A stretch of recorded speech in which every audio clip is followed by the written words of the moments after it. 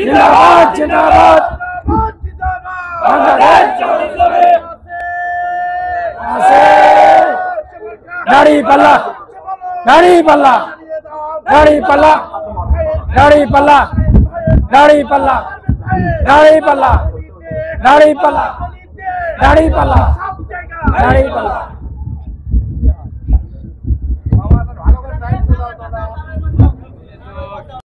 ব্যথাতুর হৃদয়ে আজকের এই প্রোগ্রামে আমরা দাঁড়িয়েছি। আমাদের এই পৌরসভার 7 নম্বর ওয়ার্ডে একটি ন্যাক্কারজনক ঘটনা আজকে ঘটেছে। আপনারা জানেন, আমাদের হিমু পোদ্দার বাবুর সম্মানিত বোনকে বাসায় ঢুকে নির্মমভাবে হত্যা করা হয়েছে এবং বাড়িতে ডাকাতি করা হয়েছে। আজকে এই ঘটনায় প্রমাণ করে স্বাধীনতার 54 বছর পরে আমরা যে রাষ্ট্র নির্মাণ করতে চেয়েছি, যে নিরাপদ রাষ্ট্র, নাগরিক মর্যাদার রাষ্ট্র, নাগরিকদের নিরাপত্তার রাষ্ট্র, তা আমরা 54 বছরেও নির্মাণ করতে ব্যর্থ হয়েছি। এখনো নাগরিকরা আতঙ্কগ্রস্ত, তাদের জীবন বিপর্যস্ত, তাদের নিরাপত্তা এখনো বিঘ্নিত। আমরা আজকের এই সমাবেশ থেকে, আজকের এই বৈঠক থেকে আমি আইন শৃঙ্খলা রক্ষাকারী বাহিনীর প্রতি বিনীত অনুরোধ করি, কেবলমাত্র প্রতিশ্রুতি নয়, কেবলমাত্র একটা মামলার মূলা ঝুলিয়ে নয়, অবিলম্বে এই ডাকাতির ঘটনার আইনি তদন্ত করতে হবে এবং এই হত্যাকাণ্ডের সাথে জড়িত সকলকে অনতিবিলম্বে গ্রেফতার করতে হবে এবং দৃষ্টান্তমূলক শাস্তি দিতে হবে। আমরা এর আগেও দেখেছি একদিন তালরাতে ডাকাতি হয়েছে, এর আগে আমরা দেখেছি জিয়ানগরে ডাকাতি হয়ে 2 জনকে হত্যা করা হয়েছে।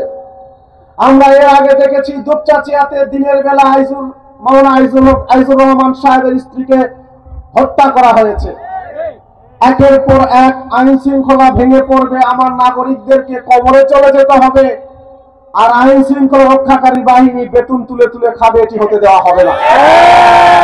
আমরা কেবল প্রতিবাদ করব, আমরা কেবল বক্তৃতার মঞ্চে এসে দাঁড়িয়ে বক্তৃতা দিব, আর একের পর এক নাগরিকরা পৃথিবীর সফর শেষ করতে হবে। এই রাষ্ট্র তৈরি করার জন্য আমরা দেশকে স্বাধীন করি না। আমি অনুরোধ করব, রাষ্ট্রের সকল মেকানিজম ব্যবহার করে, কোনো কালক্ষেপণ না করে, যত দ্রুত সম্ভব এই ঘটনার সুষ্ঠু তদন্ত করে অপরাধীদেরকে বিচারের মুখোমুখি করতে হবে। আমরা নিহত পরিবারের প্রতি শোক প্রকাশ করছি, আমরা নিহতদের পরিবারের প্রতি সমবেদনা প্রকাশ করছি।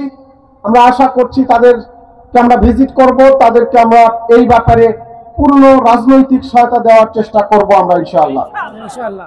সম্মানিত ভাইরা, আমি আপনাদের কাছে বিনীতভাবে প্রশ্ন করতে চাই, আমাদের দেশের বয়স কত? জানতে চাই, দেশের বয়স কত? আমার দেশের বয়স 54 বছর।